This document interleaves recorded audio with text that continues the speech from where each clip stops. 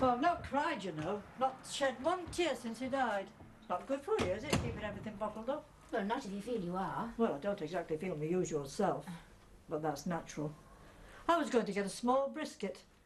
Frank and I usually have something like that of an evening. And then I suddenly thought, why not a nice rump steak and a bit of liver for George? Oh, that's breaking out a bit. It'll do you good. Of course, I could have done without all that trouble with that Todd person. Anyway, she's gone now, for good. Settled in, have you? Settling.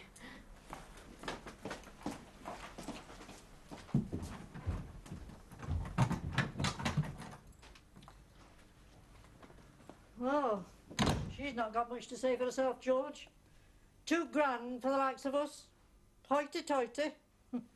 No better than she should be, though, I'll bet.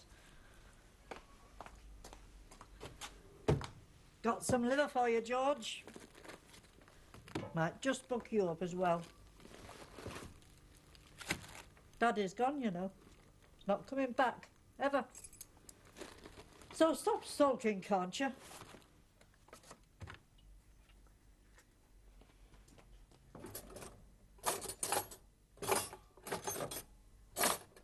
Oh, no.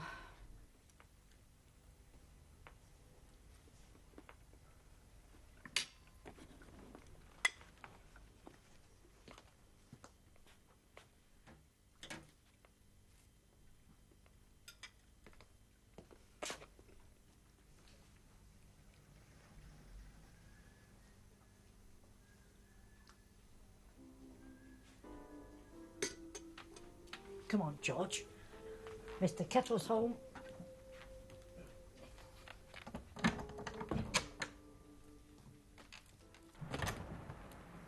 Get some fresh air, George. Do you good.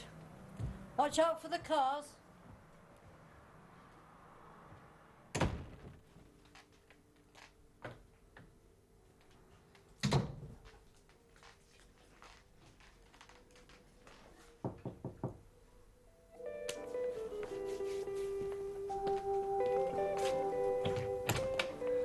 Hello, Mrs. Beale. Knew you were back, Mr. Kettle. Heard your radio. It's not disturbing you, is it? Oh, not at all. I like a bit of music. And anyway, well, you keep yours down, don't you? Not like some in here.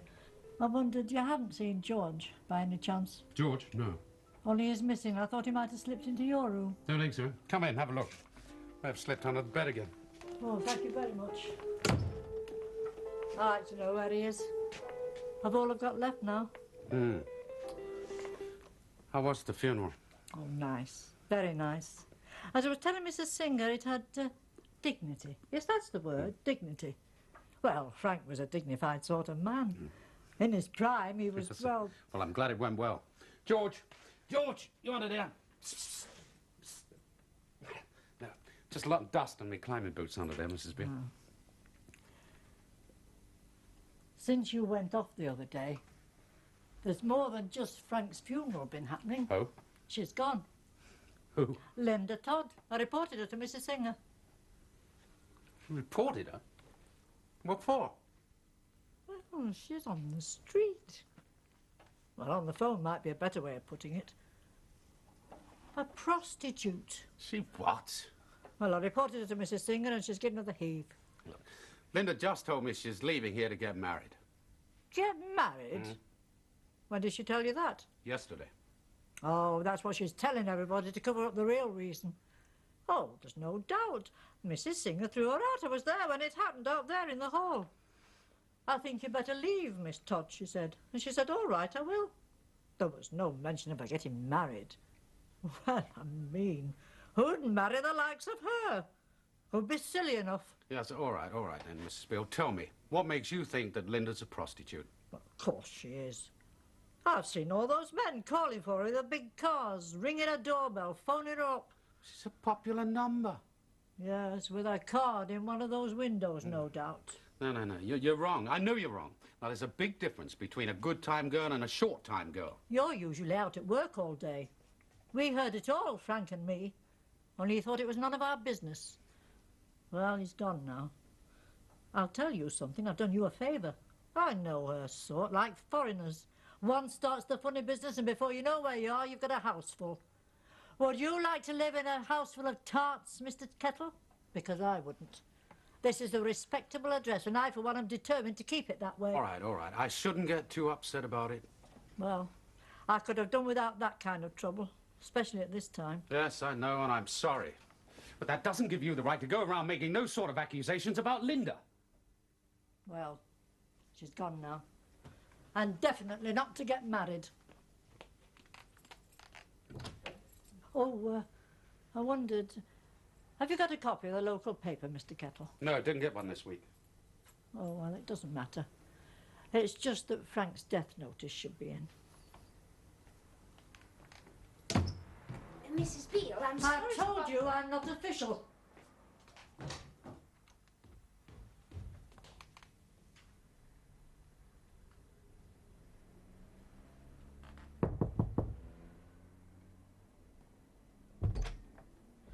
Oh, hello.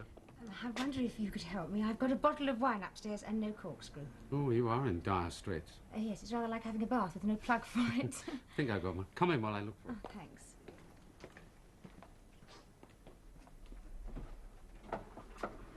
Linda tells me that you go climbing. Yeah.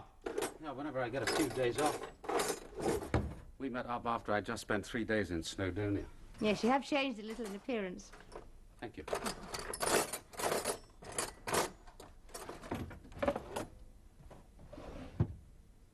Can't find it. Corkscrew. It's here somewhere. No, it is. Hang about. Boy Scout, never lost. It's my old Boy Scout's knife. It's got just about everything on it, including a thing for getting stones out of horses' hooves. They actually exist, do they? Oh, that is one. Oh, now my life's complete. I think I've never seen one before. Thank you. Hope it works. Yes, I'll try. I'll bring it straight back. No, don't bother. You hang on to it till you get one of your own. I shan't be needing it. Oh, thanks. Thanks very much. Oh, by the way, yesterday when we met up, you and Linda were going out together, yeah? Yes. She stepped into a Mercedes while I hoofed it down to the shops. She talked to you? What about? Her fella? Oh, I met him. Ah. He seems very rich and he's apparently very affectionate. And they are getting married? So she said. Oh, great. Linda deserves a bit of luck. Why do you ask? Oh, nothing. Just wondered. How about you? You, settling in? Yes.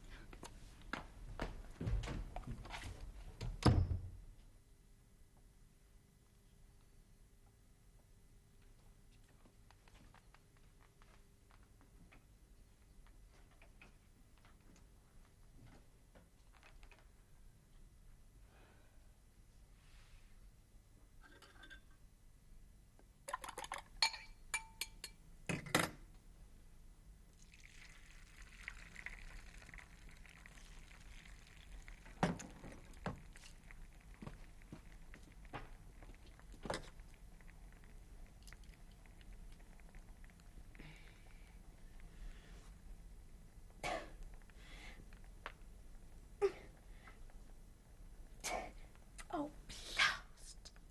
Oh.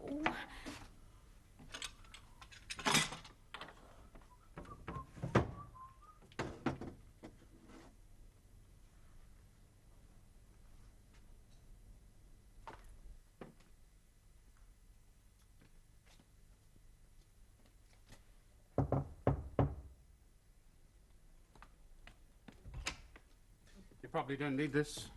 And on the other hand, you do. I couldn't get it to budge. Let me try. Oh, thank you. I'm sorry, I'm putting you to a lot of trouble. It's no trouble. I'm the acting unpaid plumber, joiner, electrician, and general dog's body around here. Unblocked every sink in the place. Oh. Just like that. Don't let it get cold. Oh, it's not very good. I haven't got the hang of that cooker yet. Still, a glass of wine will go down very nicely. Georgie, come on, George. That's it. Enjoy your walkies then.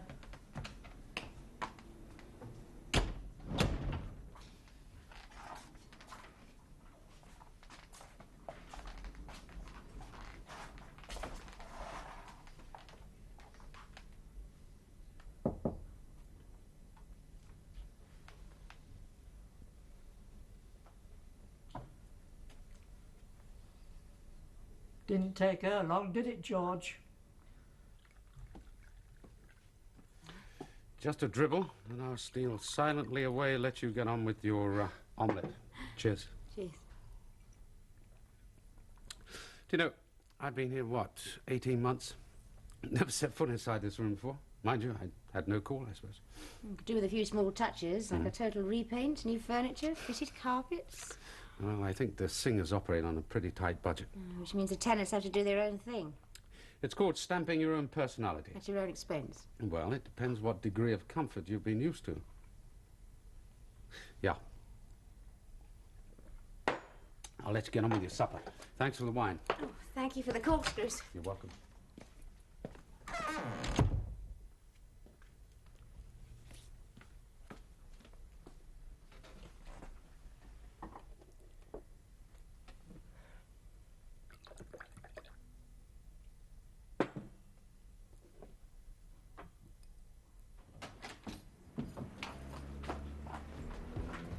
Hello?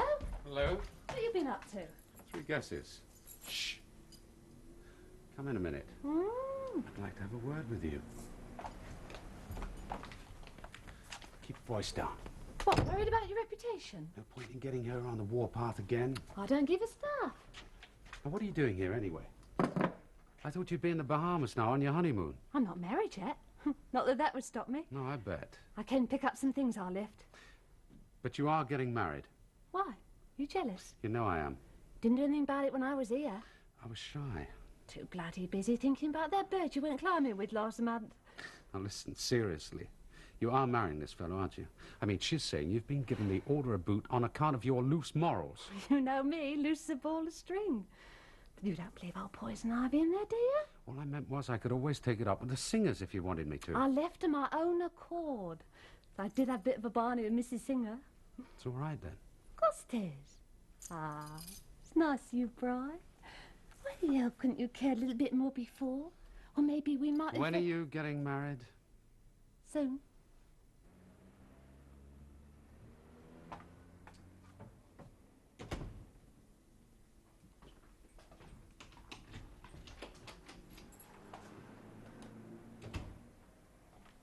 Good evening.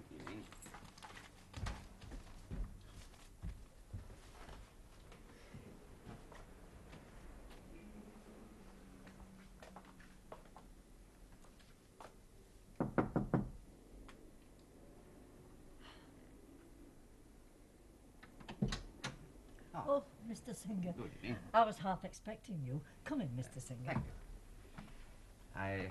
I just popped in to make sure that that little trouble with Miss Todd had been resolved. She's definitely gone, Mr. Singer. Gone for good. No need to worry yourself on that score. I only did what anyone respectable would have done. Mrs. Singer understood that. Oh, yes, yes, of course. Well, look, I really must be off. We are extremely grateful for all your help. No, think nothing of it. Your interests are mine, Mr. Singer. If this place goes to pot, you lose your money and I'm out on the street. Yes, that's true. Well, no other problems then. Well, those two down in the basement don't improve, Mr. Singer. Oh, I am dealing with that, Mrs. Beale. Thought you would be. The Rolling Stones, I call them.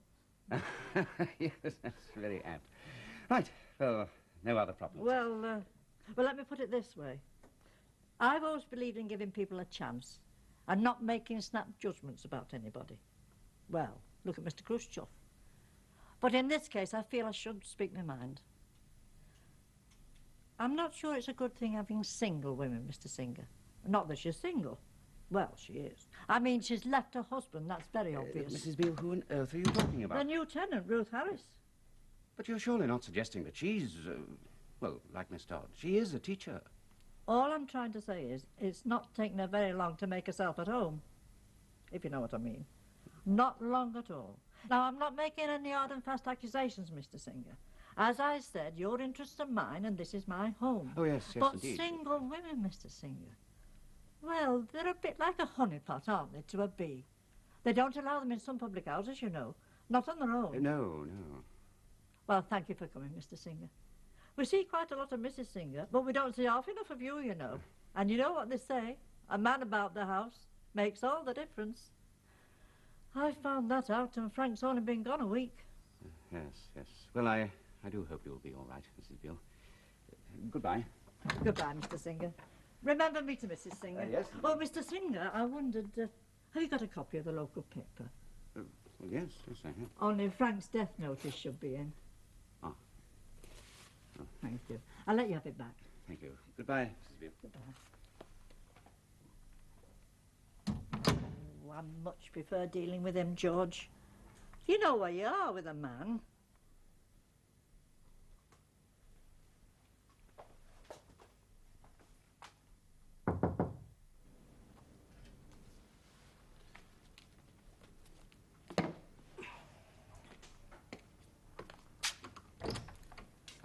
Good evening. Good evening. I wonder, could you spare me a couple of minutes? Yeah, sure. Come on in. Thank you. We'd better keep our voices down. Yes, I think she spends her life with her ear glued to that wall. I expect you find it rather disconcerting. No, not at all. If she hears anything to upset her, that's her fault, not mine. She's been stirring it, hasn't she? What do you mean? What's all this with Linda Todd? Ah. Yes, well, that is what I wanted to talk to you about. Take a pew. Oh, thank you. Did you know her well? Well enough. As a matter of fact, she's... No, nothing. Would you say that she could have been on the game? Never. Look, Linda's no angel, but she's not a prostitute either. Yes, that's what I thought. Still, it's as well to be on the safe side. It wouldn't do to have well, be a bit of a laughing stock, to say the least. I mean, a solicitor. He'd be laughed out of court. Yes. There isn't anyone else like Miss Todd, is there? No, worse luck. I shall miss Linda. Yes. Have you met our new Mrs. Harris, as yet? Briefly.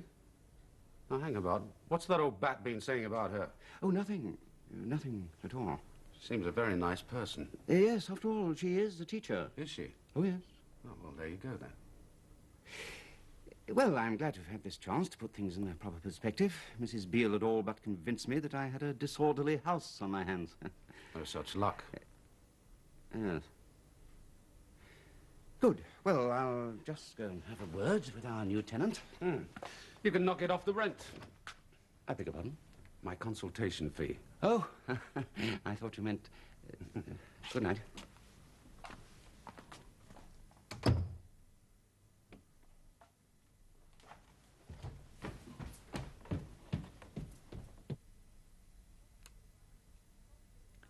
Some people might not have many standards, George, but I have. Here it is.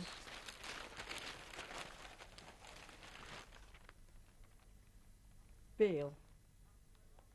After a long illness, bravely borne, Frank Beale, that's your daddy, George, dearly beloved husband of Ivy Beale. At least I kept my partner. Yes, that's a very good question. Why did I buy the place? Seemed like such a good idea at the time. Why? Oh, got it fairly cheap. But you know, I was that little bit too late. The boat had gone. Landlord's property had become distinctly unfashionable. Rather like profits. I can't say my heart exactly bleeds for you. Don't blame you. Whose heart ever bled for a landlord? We inspired about as much sympathy as a rabies virus, even before Ruckman. But you know, I think I'm pretty fair as a landlord. I mean, I charge a fair rent, don't I? Reasonable compared to some of the places round here. The place isn't too decrepit. Well, we could do with a few thousand spending on it. Yes, and where would I get a few thousand from? Got to be a local authority to spend that sort of money on property. Well, there's your dilemma, isn't it? Yes, just can't win, can I? Afraid not. Still, you've got Mrs. Beale rooting for you, even if she isn't official. Yes. Well, I'm glad you're settling in, all right. Look, I think it's only fair to warn you about Mrs. Beale. Everybody does, why not you? She has this thing about single women. She's quite illogical about it, really. It's heightened, I suppose, by her husband's death. She seems to think that you're all, well, sisters under the skin. I'm married, Mr. Singer. I still have a husband. Yes, my wife said so. Still, I thought I'd put you on your guard. She can be difficult. Well, good night. Mrs. bloody Beale. Hey? Just one more lot, Lawrence. I won't be a chippy. Yeah, all right.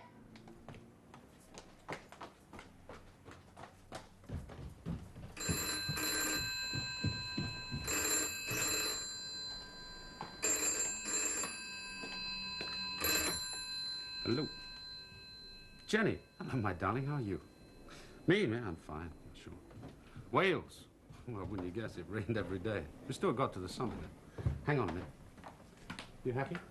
That wasn't Miss Todd I saw just now, was it? Yeah, she popped back to get the last of her things. Why, you didn't talk to her? No, I didn't think it'd serve any purpose. Good night. Sorry about that. My landlord. Now listen, when am I seeing you? This weekend or next?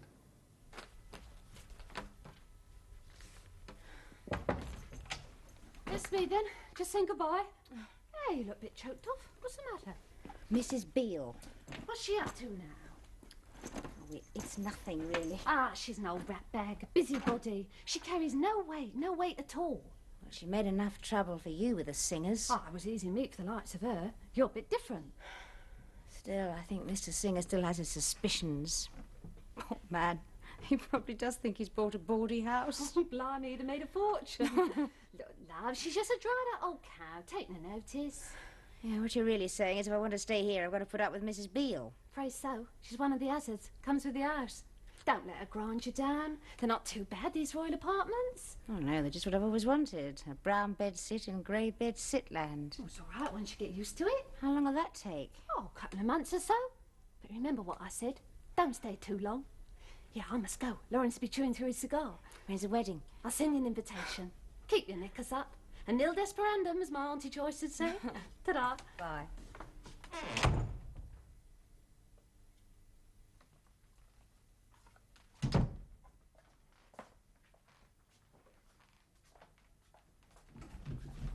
What are you doing here? You're trespassing. You've no right. I'll get Mr. Singer to change all the locks, I will. And don't think he won't. He listens to me.